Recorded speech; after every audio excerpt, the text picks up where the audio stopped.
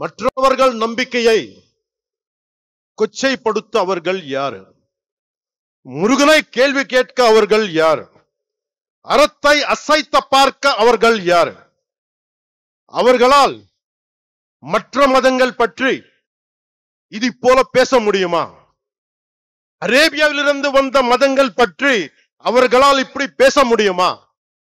நம் மதத்தை பற்றி மட்டும் ஏன் இப்படி பேசுகிறார்கள்?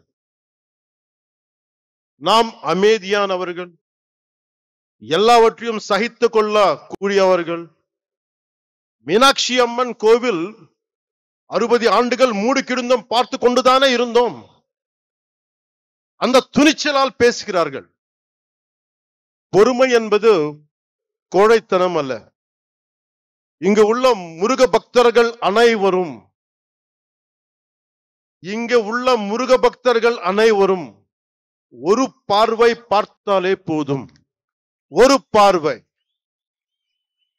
நம்ம கடவுள்னு திட்டுறது கூட்டம் காணாத கூட்டம் ஆகிவிடும். சிவபெருமானை நெற்றிக் கண்ணை திறந்த பூமி இது. இன்று இந்த கூட்டம் வரும், நாளை இன்னொரு கூட்டம் வரும். எத்தனை நாள் பொறுப்பது? முருகனை பற்றி இழிவாக சொன்னால் உங்கள் இதயம் நொறுங்க வேண்டாமா? நீங்கள் துடிக்க வேண்டாமா? பதற வேண்டாமா?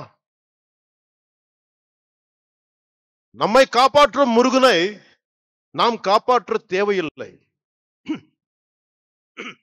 ஆனால் நம்மை காப்பாற்றுவதற்கு கைமாறு செய்ய வேண்டாமா? நன்றியை காட்ட வேண்டாமா? நம்பிக்கையை சொல்ல வேண்டாமா? இந்த மாநாட்டிலேயே இப்போது ஒரு முடிவுக்கு வருவோம். எப்படி மின்னல் கண்களை குருடாக்கமோ, எப்படி காற்றாற்று வெள்ளம் கரைகளை உடைக்கமோ, அது போல பொங்குவோம். நான் உங்களுக்கு அறைகூவல் விடுக்கிறேன். அநீதியை தட்டி கேட்க திருளுவோம். அறத்தை காக்க அனைவரும் எழுவோம். முருகன் நீதியை காப்பாற்ற புறப்படுவோம். இந்த முருகுப்படை திற்றது கூட்டத்தை தகுர்க்கும். இப்படை தோற்கின் எப்படை வெல்லும். இப்படை தோற்கின் எப்படை வெல்லும். அன்பு என்பது பலவீனம் அல்ல, அது துணிவின் அடையாளம், வீரத்தின் ஆன்மா, வெற்றியின் படிக்கட்டு. அன்பால் இணைவோம், ஆவேசத்தால் வெல்வோம். சூரபத்மனை வதம் செய்த புரட்சி தலைவர் பாருங்கள். இது கலியுகம். முருகன் நேரில் வரமாட்டார். நாமே முருகனின் உணர்வாக மாறுவோம்.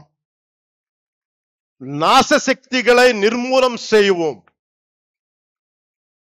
இந்தியா அரசமைப்பு சட்டம் நமது